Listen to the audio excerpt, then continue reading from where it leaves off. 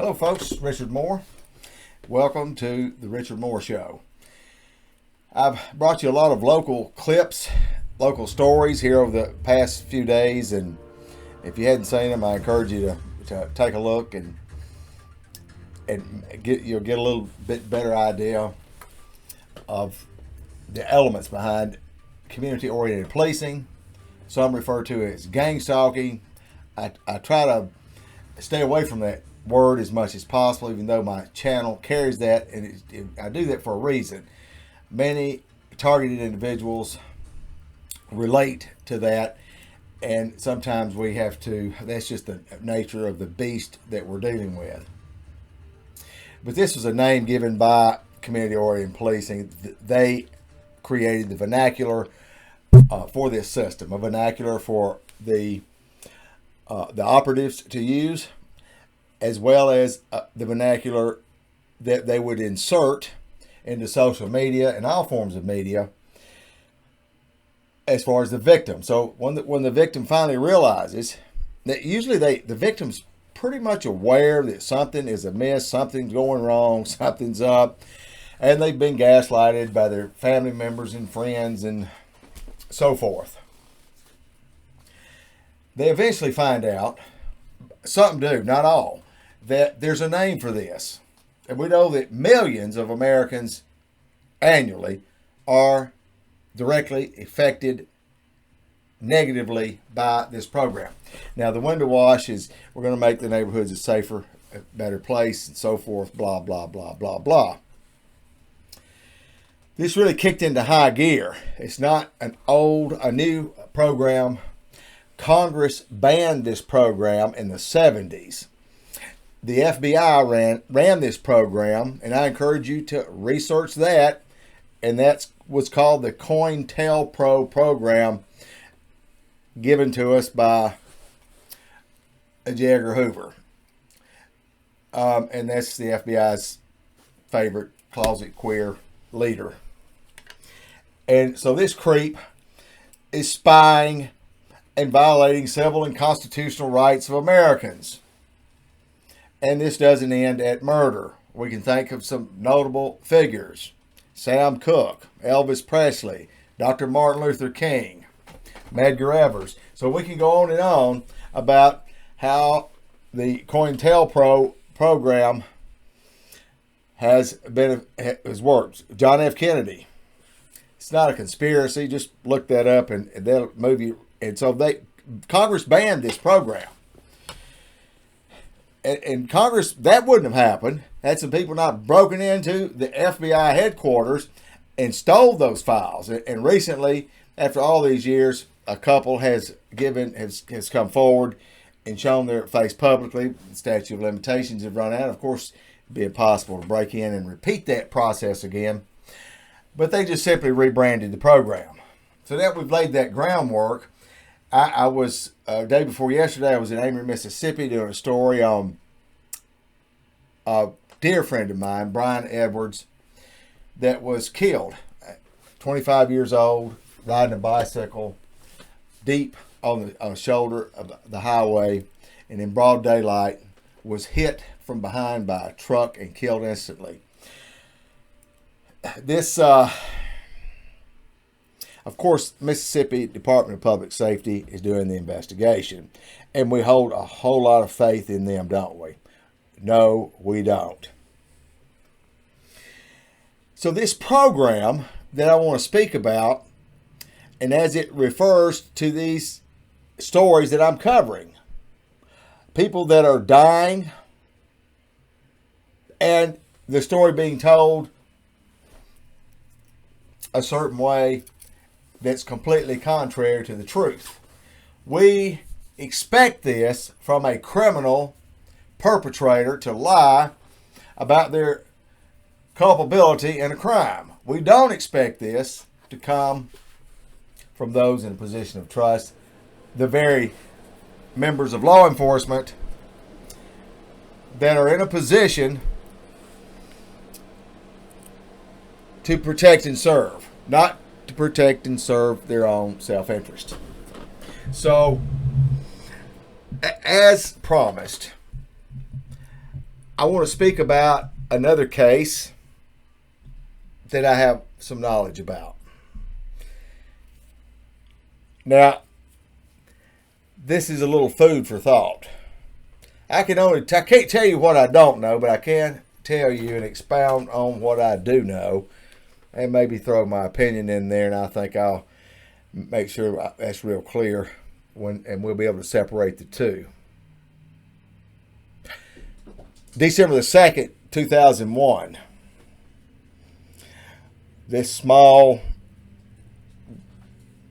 town of Amory, Mississippi, which per capita has more swingers than any city in America. For those that don't know what swinging is, that's wife and husband swapping. These are the same people go to the polls and, no, let's don't sell alcohol here. We got to get the dope dealers out. But, of course, infidelity and fornication and adultery, those kind of things are just, we just really won't look at that. And so they pick and choose what they, to put off this face of this phony facade. And believe you me, it's a facade. I was set up in that town, and this was a process that took place over a year, possibly a little longer. This program, when it targets an individual, is considered a slow, no-touch, slow kill program. It's a death by 1,000 paper cuts. So it's the little things, and they continuously chip away. Doesn't have to be a crime. This has nothing to do with criminals. Except the perpetrators, not the targets, not the victims. You're a whistleblower. If you work at a company and you said something somebody didn't like, you fired somebody, your political alliances are different from someone else's, or you happen to make disparaging remarks about a Mason or a Eastern Star or the Ku Klux Klan. These things may get you targeted. Well, December the 2nd, 2001, Amory, Mississippi was alerted to a murder, and that is the murder of Windel, Dendy. And she was a nurse at Gilmore Hospital, 44 years old. The person arrested for that murder was Fred Dendy. He had a trial. He was convicted. He appealed. And the Supreme Court of the state of Mississippi upheld that conviction. So he will serve life in Mississippi State Penitentiary without the possibility of parole. I've had people ask me to talk about Windel Dendy and this murder. Now, if it was that cut and dry, and I'm not saying pleading the case for Fred Dendy, nor am I in any way diminishing the tragedy of Windel Dendy. I know that she was liked. A lot of people liked her. I remember at the time it happened, he said it happens always to the nicest of people. We've heard the old saying, only the good die young.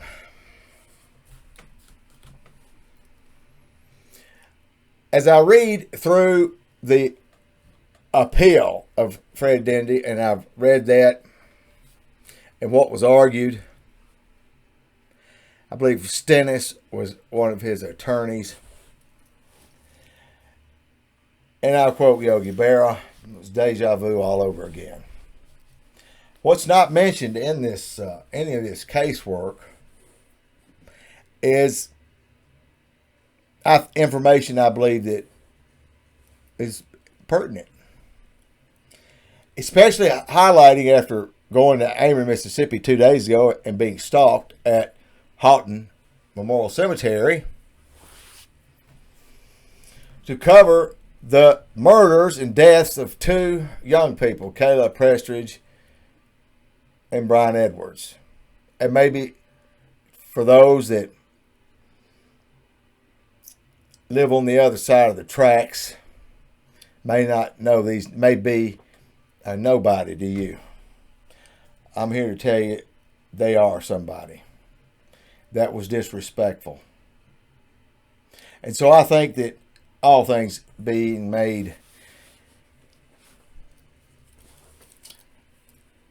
level,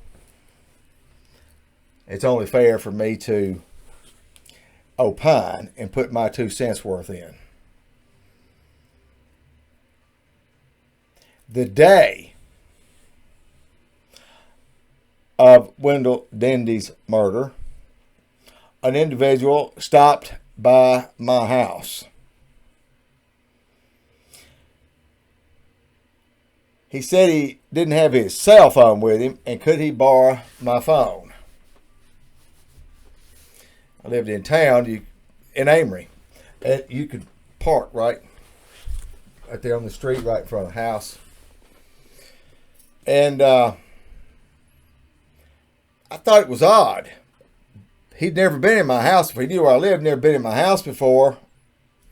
I used the phone. Okay. I mean, his office is just a few blocks away. But anyway, who's questioning all this? These people work as theater. It's all just theater show. This is what the Freemasonry is built on. Hat tricks, smoke and mirrors, lies. If their mouth is open, they're lying. Freemasonry, also known as peeping Tomism, is nothing but a lie. And these people go to church and claim to be born again. Another lie. And we can go on and on with these lies. So he uses the phone. And makes a phone call. He may have made 2 phone calls to the same number.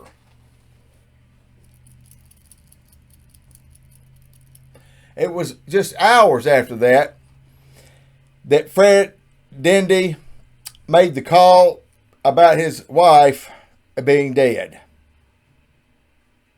The phone call made from my house was to Fred Dendy's phone number. It was 1 or 2 calls. I want to say it's 2. I didn't know Fred Dendy or Windel Dendy. I'm a new guy in town. I don't know anything from anything. I thought that was strange. Who was it that used the phone? None other than Dennis Thompson. So hold on, what you got, folks? It gets better. Yeah, Thompson's Pawn and Gun. Now, things were said around that time about job security, and they felt relatively secure that they'd have a job with that individual, and that was Kimberly Ray. That, not metaphorically, but literally, she knew where the bodies, who they were, and where they were buried. Said this more than once. Not saying that she participated, but being that she happened to be around his business, literally his business wouldn't have ran without her. Then we look at these. And the FBI did interview me about this statement I've just made. A polygraph was given. None of those things that I've just told you are in the appeal of Fred Dendy. None of that. So have they been completely transparent? Have they withheld information and evidence that may open up Pandora's box and expose those that wish to remain hidden, like Ronnie Bowen? Some people have skeletons in their closet. Ronnie Bowen has cemeteries in his closet. Curtis Knight took his cemetery to the grave with him. I know for a fact he lied under oath in federal court as it pertains to me. He made no bones about doing it with other people. Understand, folks, when George W. Bush signed the Patriot Act, a lot of things changed. They put 1 million plus citizens of the United States of America on the payroll. And these are everyday citizens working together. These people meet monthly, I believe it's once a month in the Tupelo area, and it's a conglomerate of state, federal officers, probation officers, and judges, etc. And one of the chairpersons of this organization, which is federally funded, is Judge Sharon Aycock, federal judge in the Northern District, the first woman. I believe she was appointed in 2012 by George W. Bush. So we get the Bushes confused.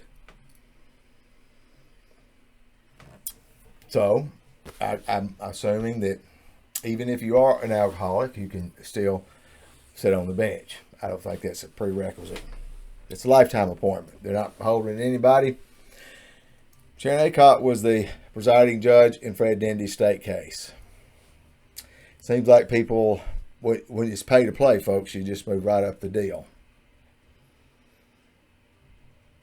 We have other questionable members of this team and the onset. Donna Franks is another one, works for Lee County.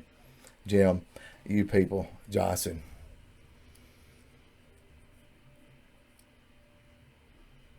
And Clay Joyner, of course. Obviously, that's a lifetime appointment as well. In other words, the crimes, ladies and gentlemen, in North Mississippi, it doesn't matter if 100 people witness someone getting shot in cold blood in broad daylight on Main Street and 1,000 witnesses. Sure, law enforcement can make the arrest and they can charge them, but it's not formal until they get an indictment. And all those things are left up to the prosecutor, Clay Joyner. If Clay Joyner does not prosecute, they let him go. There's no indictment. As a citizen, we can't present something to the grand jury. Can't do that. It's all in the hands of the prosecutor. That prosecutor decides who goes to jail, who gets charged, and who doesn't get charged. This has nothing to do with who's arrested. Being arrested is one thing, but being formally charged and prosecuted is a whole different story. Therein lies the power of who's running the show. So when we look at Kayla Prestridge, we look at the murder of Brian Edwards,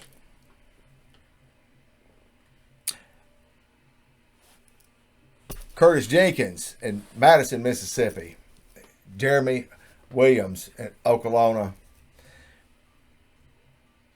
Tilda Stevens. As a matter of fact, when we talk about the killing fields of Rose Hill, this is another segment of the killing fields of Rose Hill, and I'm telling you what, folks, it doesn't get any better. So we've got another murder that wasn't even talked, wasn't even published, the obit wasn't even in the newspaper. There was no mention of this. You talk about swept under the rug. But we've picked the rug up and we're unsweeping these lives because every life matters. We see that people with Black Lives Matter, and I agree with that. But I want to expound a little further. All lives matter. Regardless of your religious affiliation, your sexual orientation, or the color of your skin, or your last name, all lives matter. Not blue lives matter, all lives matter. As we look at these comfortable arrangements that these individuals I have mentioned have and have had in public life and in private life, how somehow they seem to have been given the golden ticket to everything. Yet they're elbow deep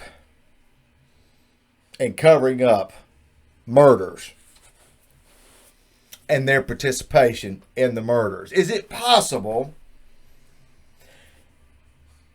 with Windel Dendy that a crime could be juxtaposed to make Fred Dendy look absolutely guilty 100%, and even with him trying to explain himself would make him even seem more guilty? Is that plausible for that to be constructed outside of his knowing?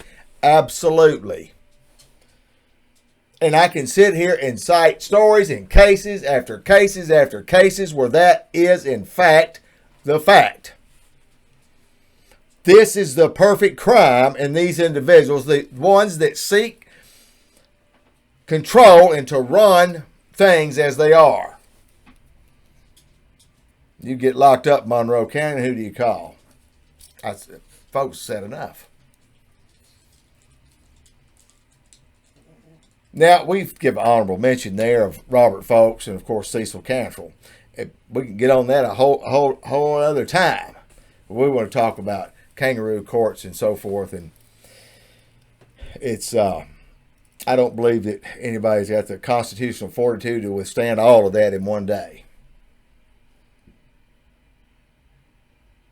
Should there be a legitimate federal inquiry into these deaths? Yes, I think there should be. Is there statute of limitations on murder? No. Maybe this will help people understand why